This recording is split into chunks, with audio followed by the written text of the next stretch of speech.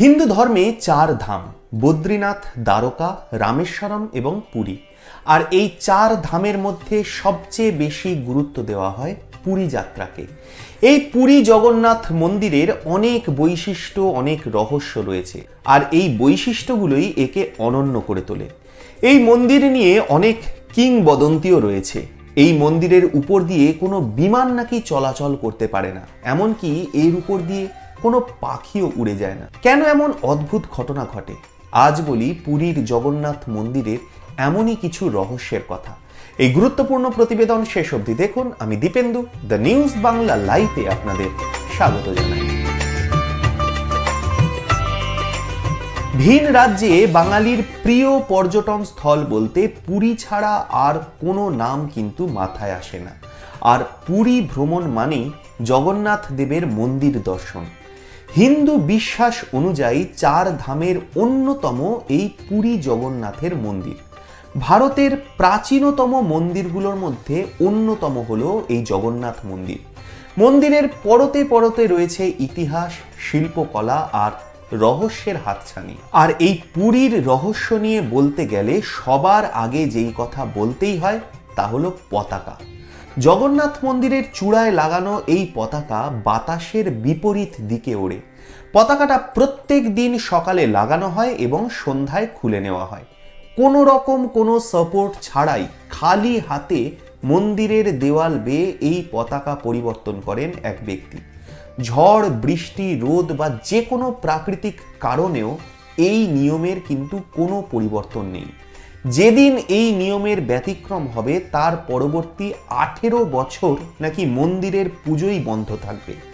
শহরের যে কোনো প্রান্ত থেকেই এই পতাকা দেখতে পাওয়া যায়। পুরীর মন্দিরের চূড়ায় বা এর আশেপাশে কোনো পাখিকেও কিন্তু উড়তে দেখতে পাওয়া যায় না। বিগত প্রায় 1000 বছর ধরে আজ পর্যন্ত কেউই এই মন্দিরের চূড়ায় কোনো পাখিকে বসতে দেখেননি। আপনি কি জানেন জগন্নাথ মন্দিরের উপরে এমনকি আকাশেও কিছুই ওড়ে না? বিশ্বাস করা হয় যে শ্রী বিষ্ণুর বাহন গরুড় পুরী জগন্নাথ মন্দির রক্ষা করেন। যেহেতু পক্ষীরাজ গরুড় পাখিদের রাজা, তাই অন্য পাখিরা মন্দিরের উপর দিয়ে যেতে ভয় পায়। মজার বিষয় হলো পুরীর জগন্নাথ মন্দিরের উপরে একটা অষ্টধাতুর চক্র রয়েছে। এটা নীল চক্র নামে পরিচিত। বিশ্বাস করা হয় যে এই চক্রটা মন্দিরের উপর দিয়ে উড়ে যাওয়া উড়োজাহাজের গতিপথে বাধার সৃষ্টি করে। আসলে নীল চক্রের ম্যাগনেটিক পাওয়ারের জন্যই প্লেন উপর দিয়ে যেতে পারে না, এমনটাই বিশ্বাস অনেকের। এই মন্দিরের আরও এক বড় রহস্য হলো এর মাথায় বসানো সেই চক্র। জগন্নাথ দেবের এই মন্দির প্রায় 4 লক্ষ বর্গ ফুট এলাকা জুড়ে বিস্তৃত। এর উচ্চতা 214 ফুট। এই মন্দিরের কাছে দাঁড়িয়ে এর চূড়া দেখতে পাওয়া যায় না।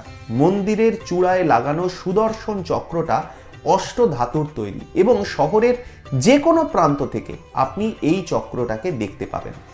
আশ্চর্য বিষয় হলো এই বিশেষ শক্তিশালী চক্রটা ঝড়, বৃষ্টি এবং প্রাকৃতিক বিপর্যয়েও মন্দিরকে স্থির রাখতে সাহায্য করে।